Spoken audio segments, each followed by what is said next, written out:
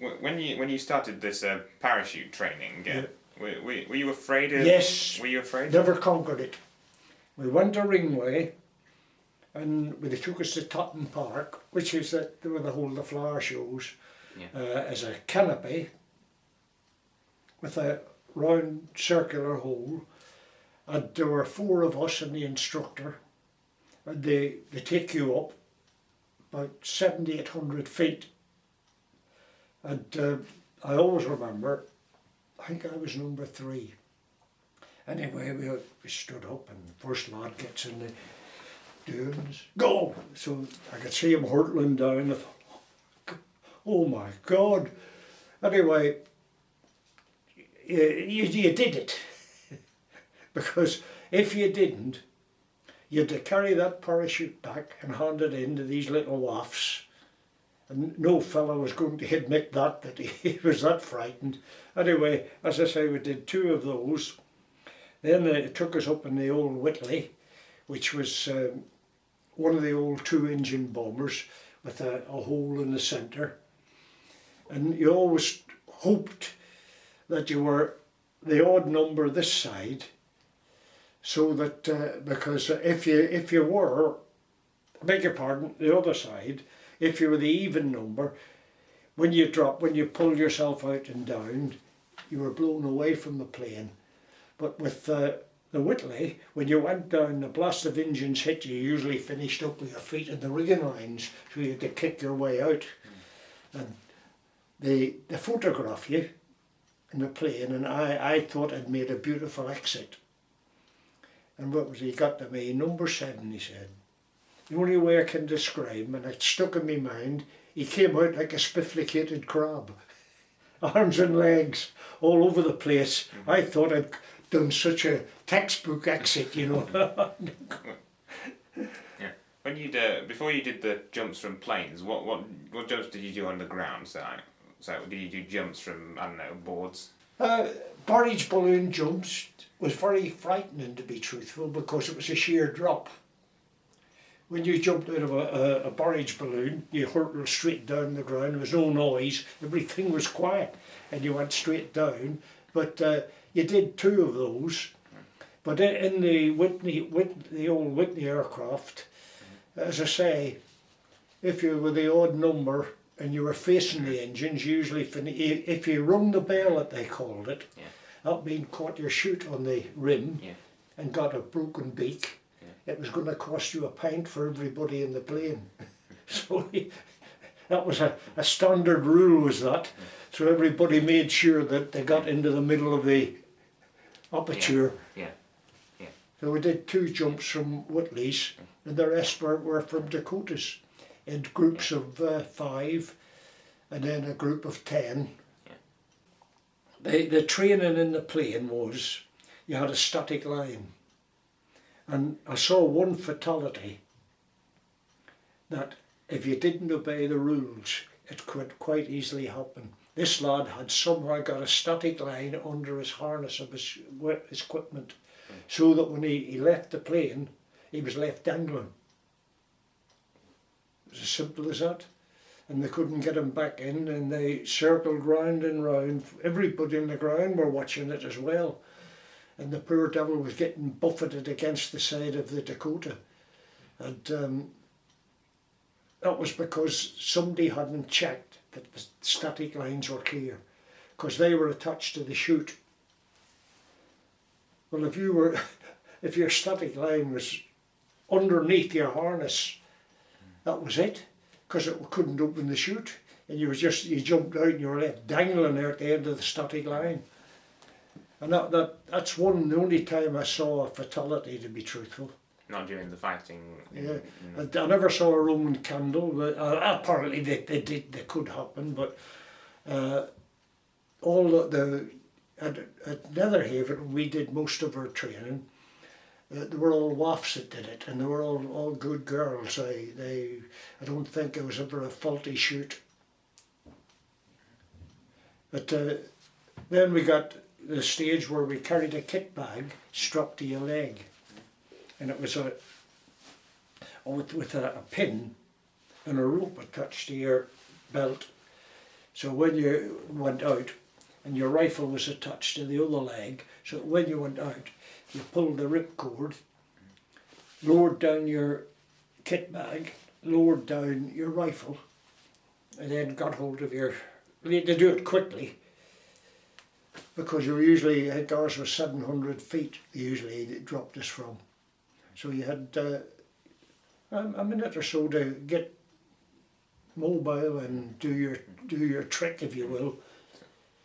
But as I say, when you read that, one bloke fainted before he got in the plane, and a number of, on our course, legs, injuries, hips, you know, quite a few if you didn't land properly. Did you ever injure yourself at all? No. I was went down and I did, what was it, eight there. I did 4, 12, around 13, and one in Palestine. I did 14 descents altogether. 14 descents in my time. What was the procedure when you landed? Did you have to bend Well, your first knees of or all, something? you kept both feet together, your knees together, Yeah. judged the ground and rolled. As soon as you hit, you rolled. And then got your chute out of the wind and then folded. In them days they pack them up and carry them to disposal. But we did find on the Salisbury Plain one morning, we were out doing a road walk and run, and all we had on was shorts, PT slippers and a vest. And we're all tootling along, and one of the lads said, "Hey, there's a chute over there." And we thought, is it one that's been missed? And we all went dashing over. And it was a young German airman. He'd bailed out during the night. Poor lad was frightened to death. He had it as his pistol. And what had happened was, their plane, we found out later, had crashed near Devizes. And the crew had been killed, but he was the gunner and he managed to get away. He was only a young lad, and he was terrified. And he handed his pistol over, and we took him to our camp. And apparently he was from, whether it was a Hankel or not, I don't know what aircraft it was, but it crashed near Devizes.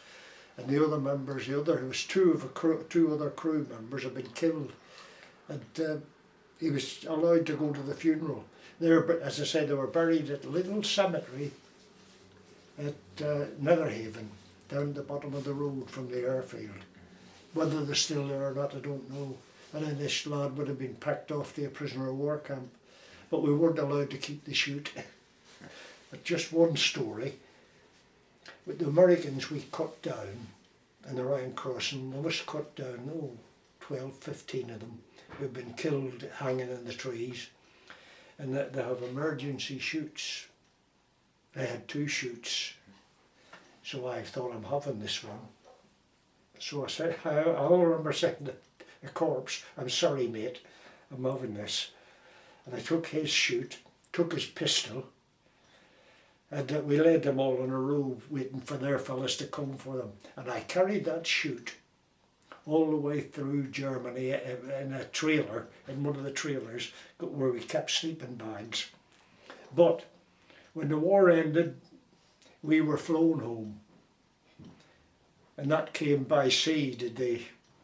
And somebody pinched it, and I thought, I pinched it off a corpse, and they pinched it off me. Somebody got a nice white silk chute.